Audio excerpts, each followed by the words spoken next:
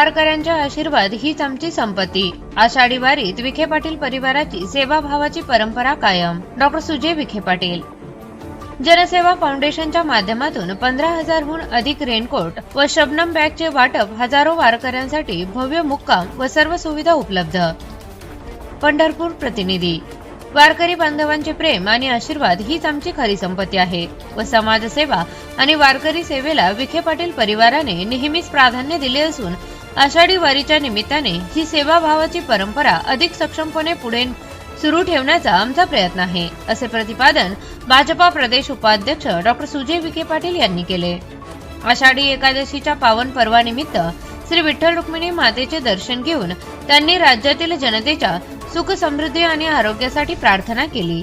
या निमित्ताने डॉक्टर सुजय विखे पाटील यांनी पद्मश्री डॉक्टर विठ्ठलराव विखे पाटील स्मृती मंडळाच्या भक्तनिवास मठात मुक्कामी असलेल्या वारकरी दिंड्यांना भेट देत वारकरी बांधवांशी मनमोकळा संवाद साधला। त्यांच्या अडीअडचणी जाणून घेत आषाढी एकादशीच्या शुभेच्छा देत विठ्ठल भक्तांच्या सेवेसाठी विखे पाटील परिवार कायम कटिबद्ध असल्याचा विश्वास व्यक्त केला।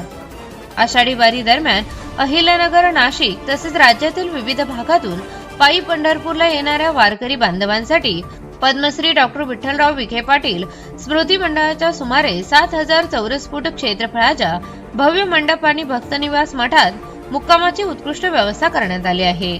जनसेवा फाउंडेशनच्या माध्यमातून निवास, भोजन, स्वच्छ पिण्याचे पाणी, स्वच्छतागृहे, वैद्यकीय मदत तसेच इतर आवश्यक सुविधा अत्यंत नियोजनबद्ध पद्धतीने उपलब्ध करून दिल्या जात आहेत।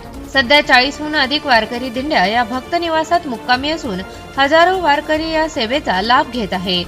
पंढरपूरमधील सर्वात मोठ्या आणि सुसज्ज वारकरी सेवा मंडपापैकी हा एक मंडप असून वारकऱ्यांना कोणत्याही प्रकारची गैरसोय होऊ नये यासाठी स्वयंसेवक 24 तास सेवेत तत्पर आहेत। यावेळी जलसंपदा मंत्री तथा पालकमंत्री राधाकृष्ण विखे पाटील यांच्या मार्गदर्शनाखाली जनसेवा फाउंडेशनच्या वतीने वारकरी बांधवांना 15,000हून अधिक रेनकोट आणि शबनम बॅगचे वितरण करण्यात आले।